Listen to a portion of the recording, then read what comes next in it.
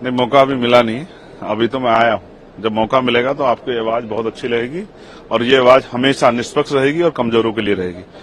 मैं उनकी आवाज हूँ जिनको इंसान भी नहीं माना गया है, जिनको जानवर मान के उनको तमाम तरह सामाजिक आधार पर, आर्थिक आधार पर कुचला गया। मैं उनकी आवाज हूँ और मैं विश्वास दिलाता हूँ कि जब तक चंद्रशेखर पार्लियामेंट में है, हर जुल्म जाति के खिलाफ आवाज उठेगी और सरकारों से जवाब मांगा जाएगा, चाहे वो स्टेट की सरकार हो चाहे केंद्र की सरकार हो। जो भी सरकार संविधान के विरुद्ध में जाके आम जनता के विरुद्ध में कोई भी काम करेगी, उनसे जवाब मांगा जाएगा। और मैं स्पष्ट हूं कि हमें जिन लोगों ने भेजा है उन लोगों की आवाज उठाना हमारी जिम्मेदारी है, तो हम उसको पूर्ण रूप से निभाएंगे, चाहे वो नौजवान हो, चाहे किसान हो, महिलाएं हो या वंचित वर्ग का कोई भी तबका हो।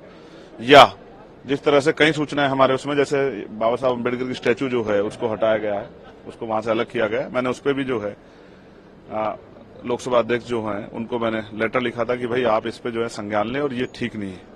तो मेरा पूरा प्रयास रहेगा कि जो भी यहाँ कानून बनेगा और वो कानून अगर उसमें कोई खामियां होगी तो हम लोग उसमें कोशिश करेंगे कि उसका विरोध दर्ज करा के उसमें सुधार कराएंगे, सरकार का ध्यान आकर्षित करें।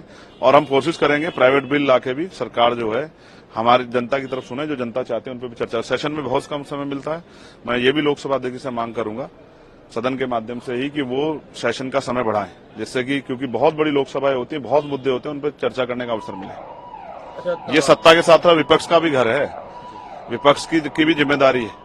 तो सत्ता पक्ष जो है सिर्फ अपने लोकसभा सांसदों के बारे में न सोचे, उनके क्षेत्रों के, तो विपक्ष को जो जहां जीत का है उसके उनके बारे में सोचना है। मेरे जैसे लोग व्यक्ति के क्षेत्र के बारे में सोचना चाहिए।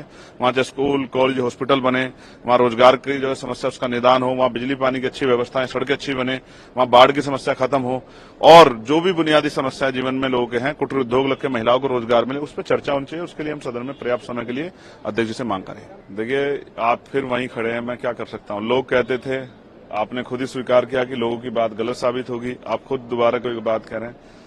मैं संविधान को मानने वाला व्यक्ति हूं, मैं जाति के बैरियर में नहीं हूं। मैं जाति विहीन समाज के लिए की स्थापना के लिए, ये मेरे लक्ष्य में भी है और ये एक मजबूत उद्देश्य भी है इस देश को तरक्की करने का।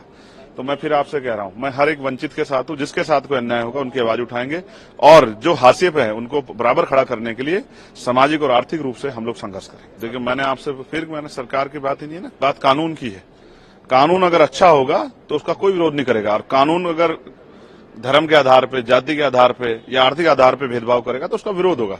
संवैधानिक जो है मर्यादा में रहकर हम लोग उसका विरोध करेंगे और यहां भी करेंगे और सड़कों पे भी करेंगे। अगर कुछ भी गलत होगा, अगर कुछ अच्छा होगा उसकी समीक्षा होगी और जो अच्छा होगा उसका कोई विरोध नहीं करता है, लेकिन अगर कुछ गलत होगा तो उसका विरोध होगा।